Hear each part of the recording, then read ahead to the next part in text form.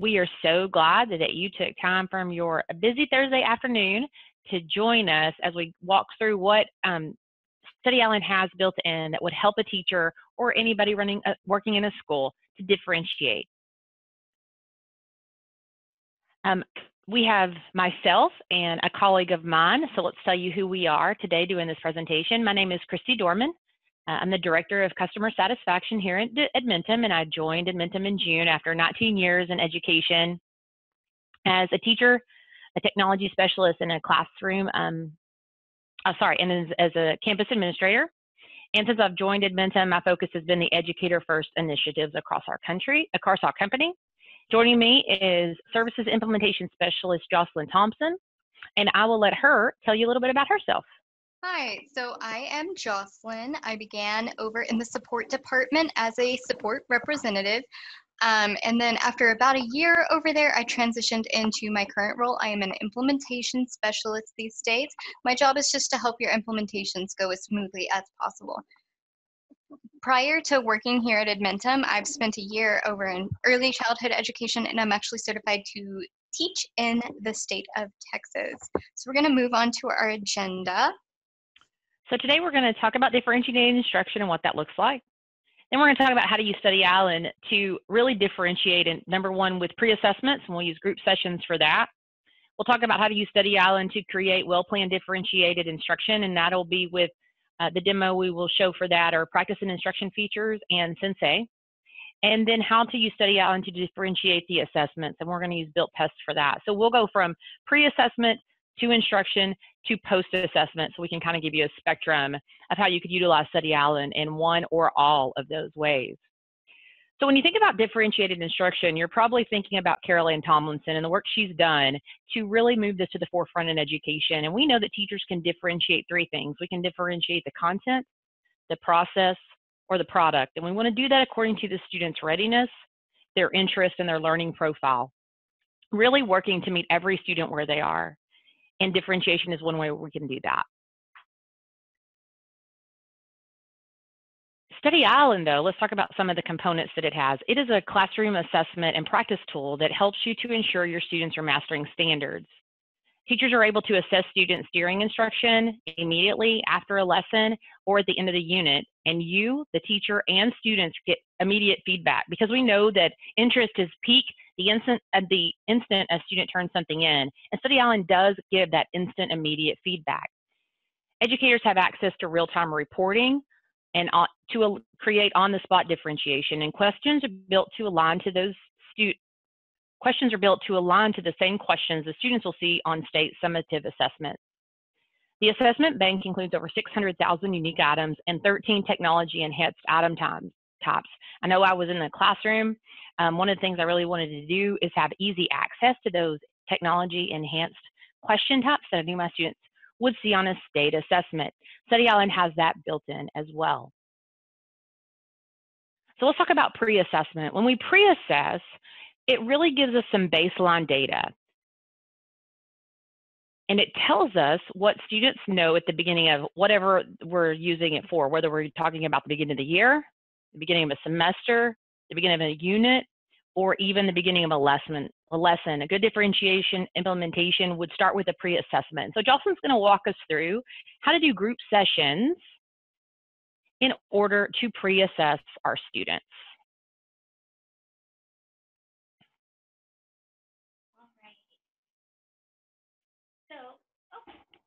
Apologies, I was muted there for a second. So I love group sessions. Group sessions are my jam. I could talk about group sessions all day long. I think they're so cool, and I think they have such amazing data.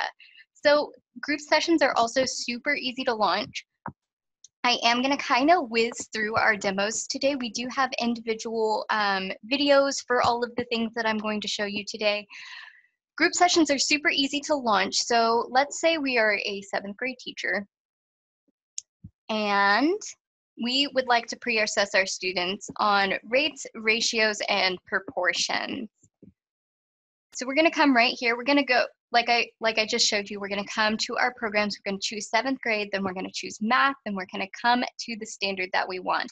Now, if we are ever not know what our standard is called, but we're not sure what Study Island calls it, we can always open up this expectation map right here, and this will just kind of show you what we call the different standards in Study Island so that you can look out for that. Of course, we also have the standards right here. So let's go ahead and click rates, ratios, and proportions. When students independently navigate, they have all of these things. They have lesson, practice, game mode, flashcards, and printable worksheets. You, as a teacher, though, have this nice little final setting or final option, group sessions. You click this and you're brought right to this page where you can immediately create a group session. Super easy, like 5 clicks. You'll select your class here. I only have one 7th grade class, so that's going to be that class. And I'm just going to call this rates, ratios, and proportions. Let's see if I can type today, demo. If you're pre-assessing your students, you may not wish to give them 10 full, long, hard questions of a topic that they may not know very well. You may end up feeling like you're kind of slogging through it. So what you can do is you can adjust to a smaller number, and even if you're not sure you have time for all 5, you can just start it and you can end your session at any time. So let's go ahead and click yes right here. And the goal is to get some baseline data. Now what I'm going to do is I'm going to come over here.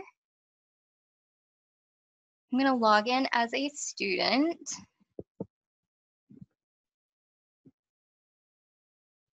And I'm going to show you for just one moment what it looks like on the student side. So students log in, they're not necessarily going to see their rates, ratios, and proportions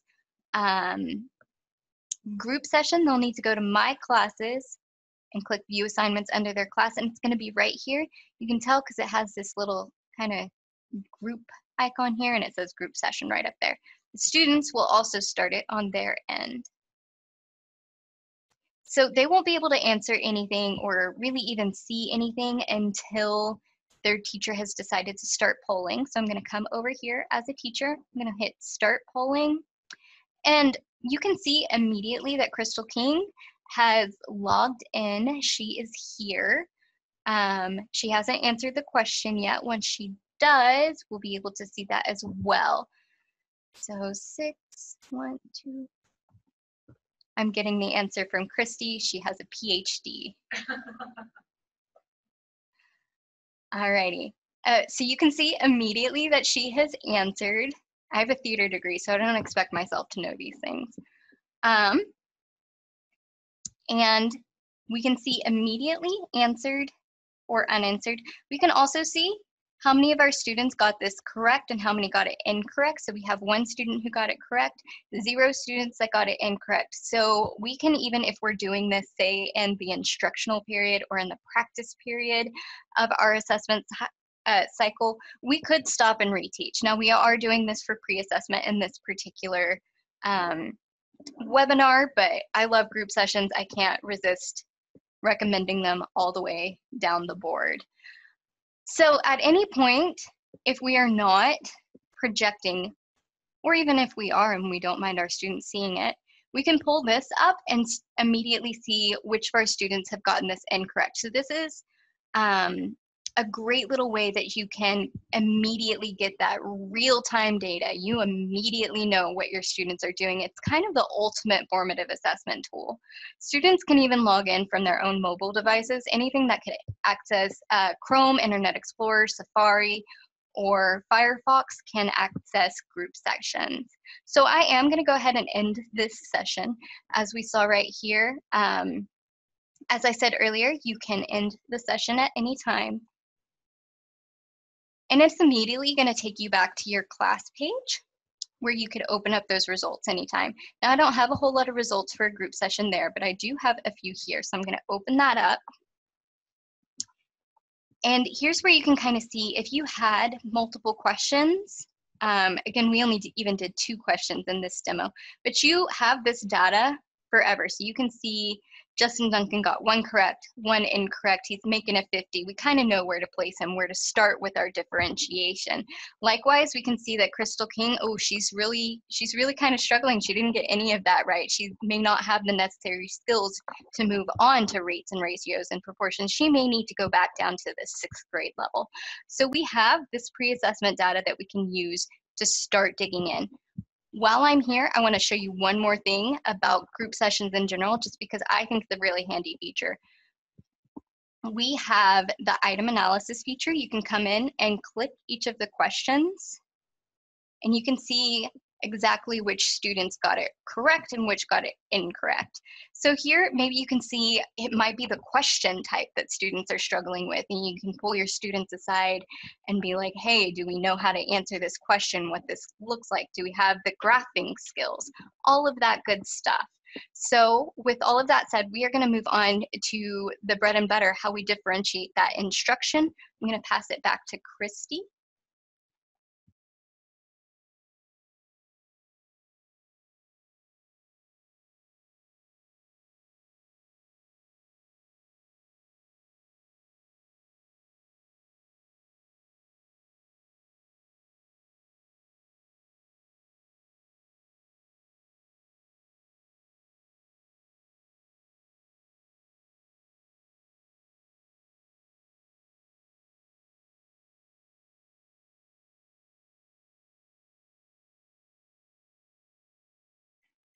Thanks, Jocelyn. So you saw group sessions could really be used to pre-assess, but Jocelyn also pointed out that it's not just for pre-assessment. You could use this for all kind of engagement because it does give you real-time data to make instructional decisions. Another component of Study Island that we would like to demonstrate as a component of well-planned instruction is our practice and instruction features. Because we know that we want to differentiate content, and that is comprised of knowledge, concepts, and skills that students need to learn based on the curriculum. Differentiating content includes using various different delivery forms in study, and we can do that with Study Island. And students have the opportunities to choose their content focus based on interests. So we really just want to give the teachers the tools to equip them to create this well-planned instruction. For example, let's say that we're teaching fractions. Students could watch a video from Khan Academy or complete a Frayer model for academic vocabulary where they answer questions about numerator and denominator and what that looks like. They could watch and discuss the demonstration of fractions via cutting a cake. And we just want to reassure teachers that differentiation can still occur in whole group settings if we provide a variety of ways to explore the content outcomes. Learners can then find different ways to connect. So Jocelyn's going to jump in to the practice and instruction in Study Island and show us how to do some well-planned instruction by using those features.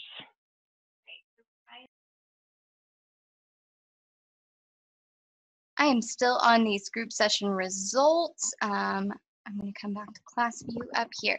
All right, so practice and instruction is kind of the bread and butter of Study Island. It's where we started, it's our roots, and it's a really cool way to have really great data while your students are drilling those skills that they need. So from our class manager, I just went to create assignment, and I'm going to create assignment one more time.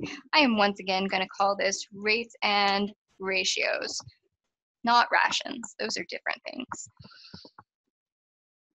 You can choose whether or not to enforce the dates there, set the due date, an assigned date, whatever you'd like through there. Again, we have webinars that are more intensely designed to show you how to create assignments and things like that. But what we're going to want to do is once again select this program and select this subject. So we are doing math, 7th grade. So let's say we had a kid or two that just absolutely really nailed that pre-assessment. You'll probably have more than 7 students in your class, so it may be more than a kid or two. Let's say you have a good group of students that absolutely nailed that. They have moved on. What you can do is you can say, okay, they really don't need to be practicing this too hard. They've got it. Feels like they've got it. I'm only going to make them do 5 questions. Oops, sorry for that reminder, guys. We're only going to have them do 5 questions, but you know, I want them to do well on it. I want them to have to get an 80 before they can get that blue ribbon. So you can set it to where your high achieving students have only 5 questions, but they have to work really hard. They have to get a high score there. For your convenience, you can also view the lesson that students will have available to them. This is just one more tool in those students' toolboxes. You can view the question bank so that you can make sure we're asking the right kinds of questions of your students. And students will be assigned in this instant 5 random questions out of this question bank.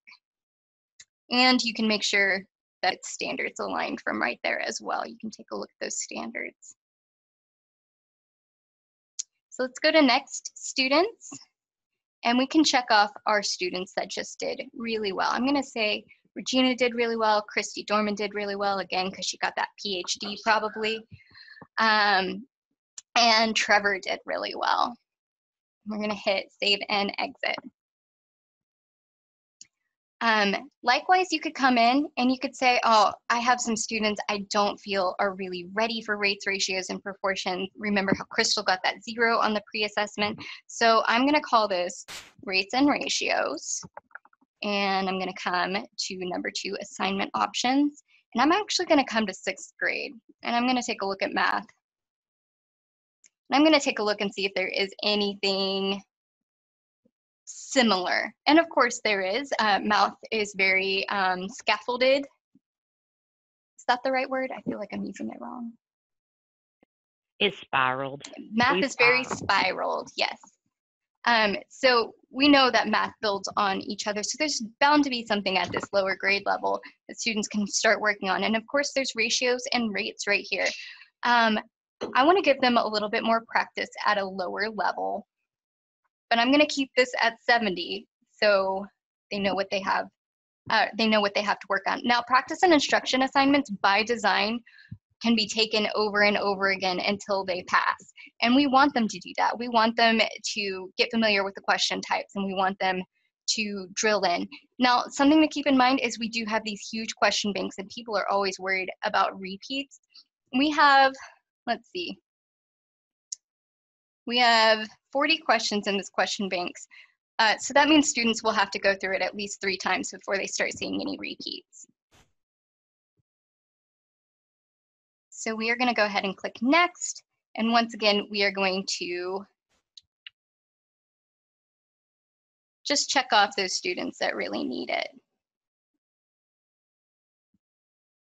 And so as we have our students going through, let's say, different stations like we discussed earlier, one of those stations can be just working on practice and instruction in Study Island while you are available maybe to help answer questions.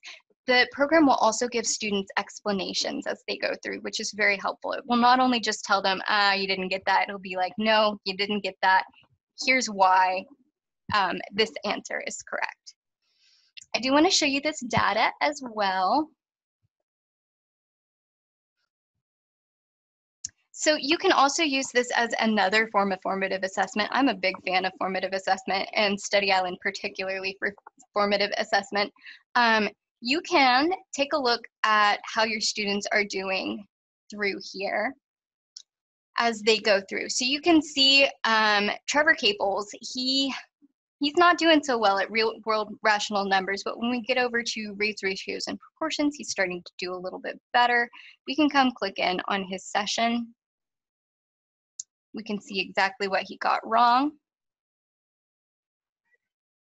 and maybe see where these troubles are starting. Likewise, we can click, well, actually, I'm gonna pick a different one. I'm gonna click Christy Dorman right here because she got a building block there. So let's take a look and see what that looks like. Christy Dorman got less than a 40% on rates, ratios, and proportions. And she got what we call a building block. And you're going to see this caution sign right here on her individual subject report. And you'll see underneath that she got an additional topic. Well, we know that that's the 6th grade because we just looked at that. So we can tell, oh, it wants her to do ratios and rates next. And what she has now on her page, she'll log in and she'll go to do rates, ratios, and proportions, and the program will be like, no, don't do that yet. Let's do ratios and rates first. And the program will require her to earn at least a 70% on ratios and rates before she moves back to rates, ratios, and proportions. This, in math particularly, can go down several grade levels. If at any point you feel like that's not something you want them to do, you can come in and quietly delete the session that earned that building block by clicking that and then remove checked records. Or you can just kind of let the program do its thing and make the student work as they need to. So with that, Christy is going to talk about one more way to view some really great data, and I'll hand it back to her. Thanks, Jocelyn. So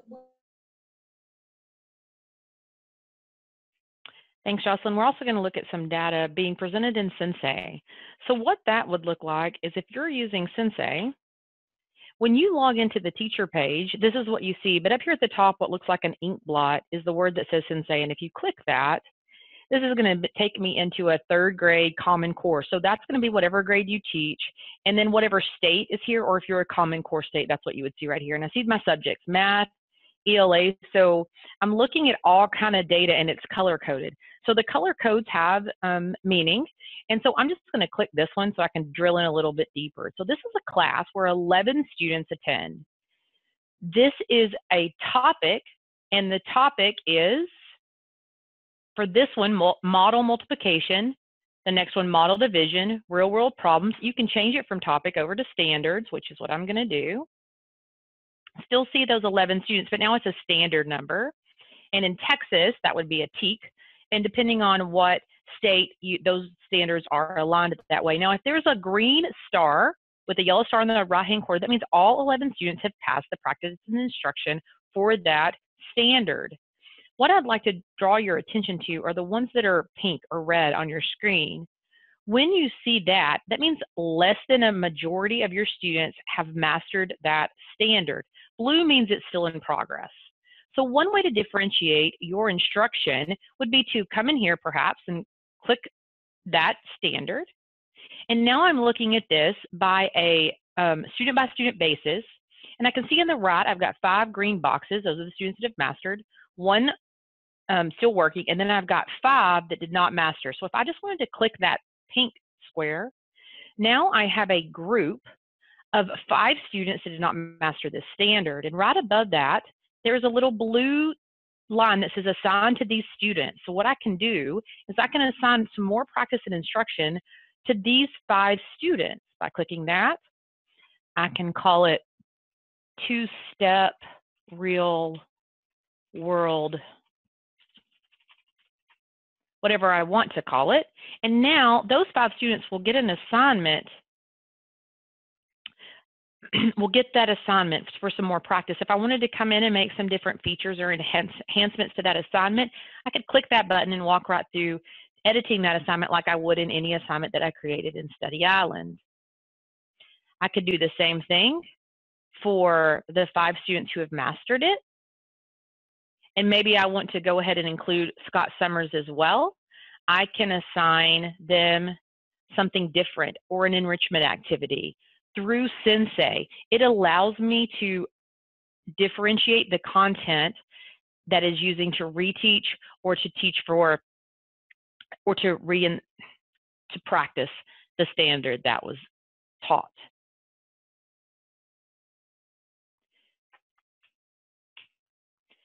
Finally, we're going to take a few minutes to talk about a post-assessment. And in a post-assessment, it identifies topics which the students may have not learned yet. Post-assessments can be differentiated with Study Island, and so Jocelyn's going to walk through that with our remaining time.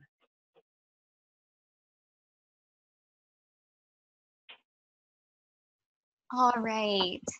So build tests are another thing that I really kind of get a little bit excited about because I think they're really cool. I think they're neat. So I'm going to come over here to our build test library. And what you can do in your build test library, first and foremost, is maybe see if somebody has already done this work for you, or you did it last year or something like that. I pulled up 7th grade math, and I can see these other 2 built tests that were already created. If I come over to created by others, nobody else did it. So it's just me, and I forgot about it. And I can take a look at these, and I can see what standards they're based off of, what programs they have in there,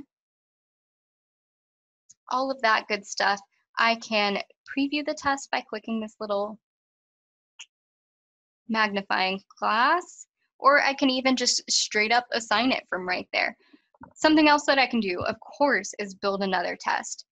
So I'm just going to call this rates demos. I'm going to come to number 2, questions. And you will have your state programs, probably US programs right beneath it. I just don't happen to have US programs in mine. And then custom materials. So any questions that you've written on your own in the program will be available to you as well. So you can click your state. You can come to your grade level and choose your subject. And let's go ahead and click this. You'll see that you have 2 options here, assessment questions. Assessment questions will be unique to Test Builder. Keep in mind that not every subject is going to have assessment questions. At this time, we are working on building that out, but this one does. So we can go through and we can add questions that we like. You'll see this instances here. Instances appears strictly in math. So you can say, I want the same exact question type. But it may say Bob needs apples for work, for example. If 5 apples, so on and so forth. The structure of the question will remain the same. All of these nouns might just change. Whenever you are satisfied, you can save your selections there. And if you're doing a unit post-assessment, you can come through and you can add a few questions from each of these standards. And just add those, save them, all of that good stuff. You can even, if you'd like, come up to the next grade, add a few questions from the next grade, maybe just to find out, you know?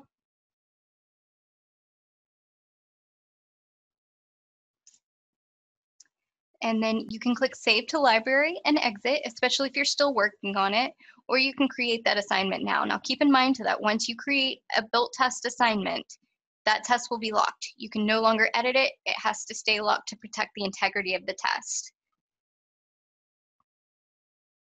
So of course you'll come through here, and you can even differentiate at this level if you wanted.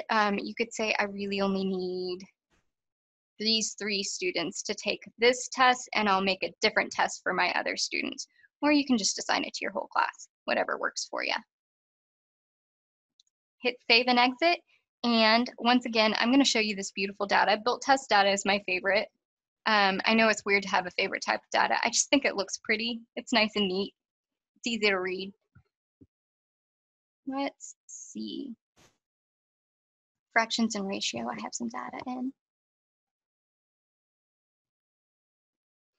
All right, so right away, you can see what program it is, what subject, and then what standards and topics. So you can see Manny got rational numbers correct. He got fractions, decimals, and percents correct.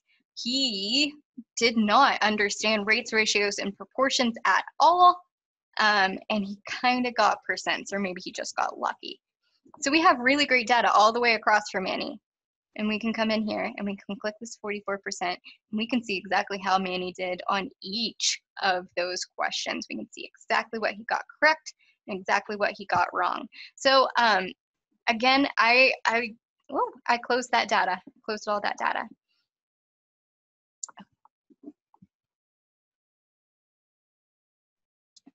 So again, I like to promote built tests the same way as group sessions. I love them all the way across the board. I really love it for pre-assessment as well. But there's just some really great data that we can use to A, differentiate our students, and B, to post-assess our students to see where they're at, to see if they are where they need to be. So with all of that said, we are going to go ahead and open this up for a Q&A. Right. So what we spent some time talking about. So what we spent some time showing you today is how to use Study Allen to pre-assess with group sessions, how to use Study Allen to create well-planned differentiated instruction with practice and instruction, and also using Edmentum Sensei, and then how to use Study Allen to post-assess with built tests. So we want to take a second and open it up now for questions. If you have any questions, please send them in the chat and we will answer them.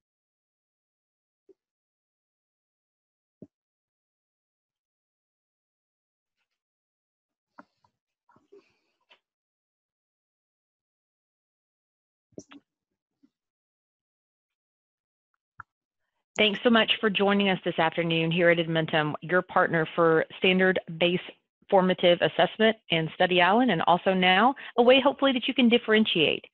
We know your time is valuable and we appreciate you spending your afternoon with us. Thanks so much. Have a great she afternoon. Raised her hand. Wait, Alma raised her hand. What you need, Alma? Can you see it, Jocelyn? Mm-hmm. But she raised her hand. Alma. I got it.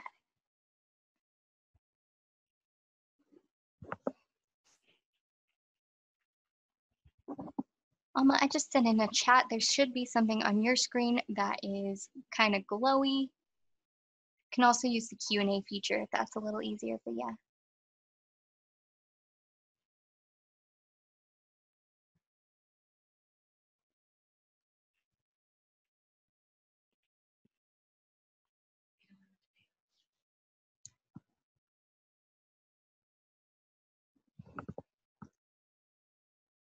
Hi, Alma. So I can send you this slideshow if you'd like. We also have a recording that's going to go up here in just a little bit within the next couple of days.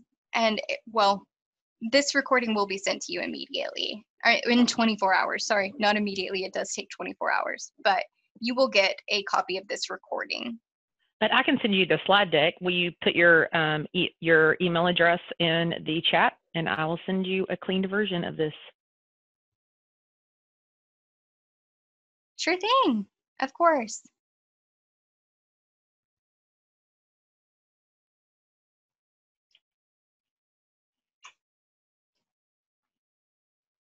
All right, I've got a.aldana@ecisd.us. I will send that. You'll get it from christy.dorman@edmentum. Hey, thanks for saying it's an excellent job. We're so glad you're here.